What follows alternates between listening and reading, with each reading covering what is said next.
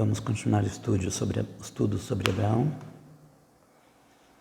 Agora nós vamos falar de um assunto muito complexo. Vocês se lembram que Abraão ficou muito triste por ter de dispensar a escrava Agar e o seu filho Ismael. Era seu filho legítimo. Ele se deitou com a escrava, conforme Sara mesmo havia sugerido, e ele teve um filho. Mas Deus não se agradou disso. Deus disse a ele que ele teria um filho com a esposa e que o filho da escrava não herdaria com o filho da livre. Então, em Gênesis 22, nós temos assim: Abraão é provado. Vamos lá, Bíblias na mão.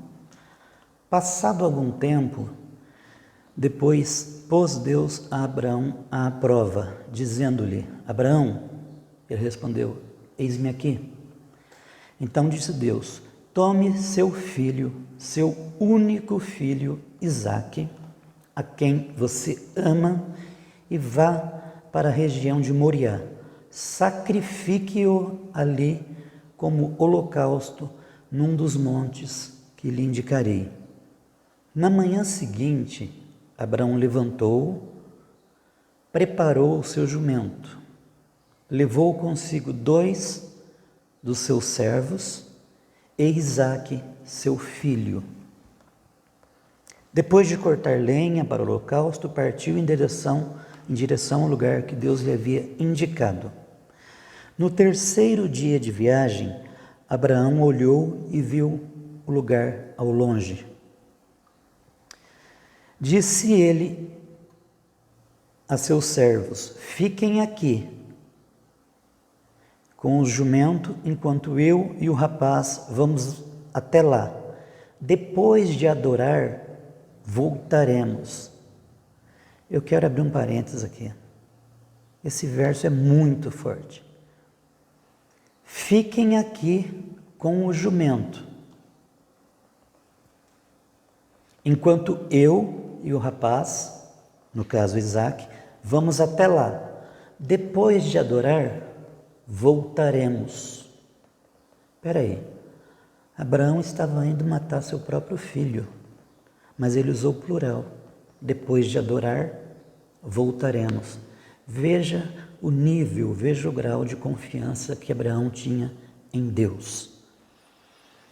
Abraão pegou a lenha para o holocausto e a colocou nos ombros de seu filho Isaque. E ele mesmo levou as brasas para o fogo e a faca.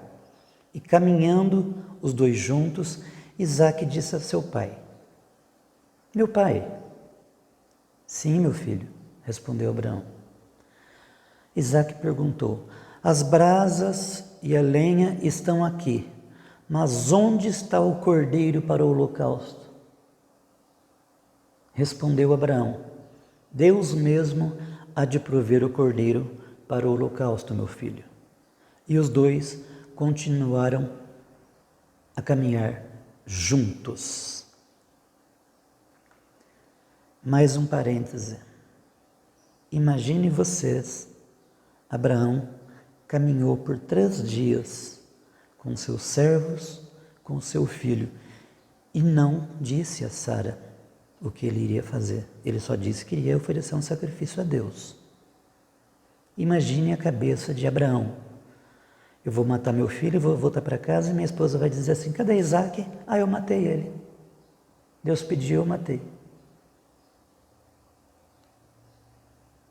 Isto é muito sério. As pessoas leem a Bíblia e não param para meditar. Imagine por 3 dias e depois, quando ficam só os 2, de um lance Ismael percebe que tem alguma coisa errada aqui. Tem lenha, tem fogo, tem faca, mas não tem cordeiro. E Abraão simplesmente respondeu: Deus mesmo há de prover o cordeiro para o holocausto, meu filho. Subiram ao monte e quando chegaram ao lugar que Deus lhe havia indicado, Abraão construiu um altar e sobre ele arrumou a lenha. Amarrou seu filho Isaque e o colocou sobre o altar, em cima da lenha. Então estendeu a mão e pegou a faca para sacrificar seu filho. Mas o anjo do Senhor o chamou do céu: Abraão, Abraão! Eis-me aqui, respondeu ele. Não toque no rapaz, disse o anjo, não lhe faça nada. Agora sei que você teme a Deus, porque não me negou seu filho, o seu único filho. Abraão ergueu os olhos e viu um carneiro preso pelos chifres num arbusto. Foi lá pegá-lo e o sacrificou como holocausto em lugar de seu filho. Abraão deu àquele lugar o nome de O Senhor Proverá. Por isso até hoje se diz: no monte do Senhor se proverá. Pela segunda vez, o anjo chamou Abraão e disse: juro por mim mesmo, declara o Senhor, que por ter feito o que fez, não me negando seu filho, o seu único, esteja certo de que o abençoarei e farei de seus descendentes tão numerosos como as estrelas dos céus e como a areia das praias do mar. Sua descendência conquistará as cidades dos que lhe forem inimigos, e por meio dela todos os povos da terra serão abençoados, porque você me obedeceu. Então voltou Abraão a seus servos, e juntos partiram para Berseba, onde passou a viver.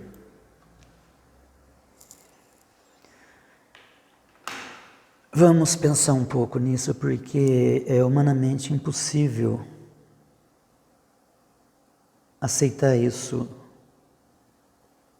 uma vez que você tem um filho com 100 anos e, de repente, depois de você mandar o seu filho não legítimo embora, Deus chega em você e diz assim: eu quero que você ofereça um sacrifício para mim.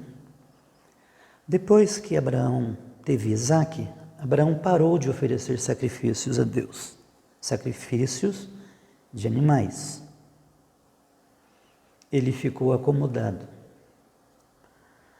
Sara tinha 90 anos quando Isaque nasceu e morreu aos 127 anos, pouco antes de Abraão chegar com Isaque da viagem para oferecê-lo em sacrifício. Deste modo, Isaque possuía 37 anos de idade quando foi levado em sacrifício. Seu pai Abraão levou ao monte Moriá. Pela palavra de Deus, Abraão edificou um altar e ofereceu seu filho como sacrifício. Abraão amarrou Isaque no altar e sacou uma faca para matá-lo. No último momento, quando ele iria sacrificar o seu filho, um anjo de Deus impediu Abraão. Vamos dizer que ele fez este gesto e a mão dele travou. E o anjo disse: não faças tal coisa. Deus é Deus de confusão? Não. Deus não é Deus de confusão. Deus apenas queria saber até onde iria a fé de Abraão. Deus impediu Abraão de matar o seu filho, até porque Deus não aceita sacrifícios humanos. Deus providenciou um carneiro no mesmo instante. Outro milagre. Primeiro, o milagre com Agar. Ela deixou o filho no deserto e ficou a uns 150 metros de distância para ver o filho morrer. Agora eu fico pensando, Isaac tinha 37 anos. Isaac poderia muito bem sair correndo quando ele viu que ele seria sacrificado. Mas ele obedeceu ao seu pai. Ele deixou-se amarrar. Abraão confiava tanto em Deus que ele acreditava que se ele matasse o filho dele em sacrifício, ele teria que queimar depois o holocausto. Ele confiava tanto em Deus que ele acreditava que seria possível Deus ressuscitar o seu filho das cinzas. Por isso ele disse aos seus servos que estavam lá embaixo aguardando: nós vamos lá adorar e depois voltaremos. Por isto, Abraão é considerado o pai da fé. Este episódio serviu como um teste de fé e obediência de Abraão em Deus e não como um sacrifício real. Foi apenas um teste.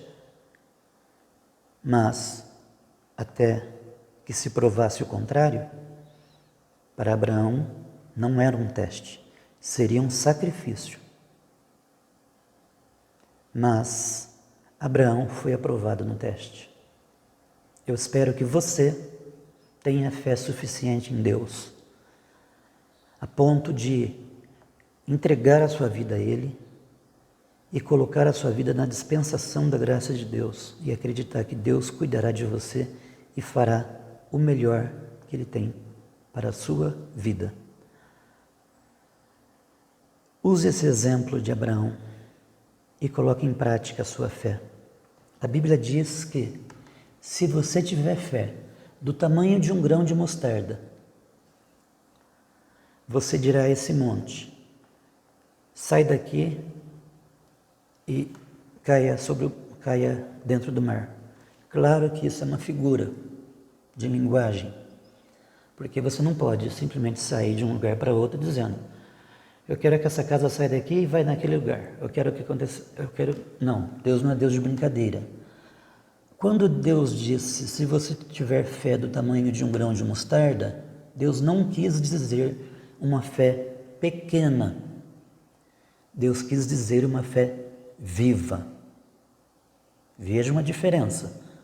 Um grão de mostarda é pequeno, mas quando você planta ele, nasce uma grande árvore. Então é isso que Deus espera de você.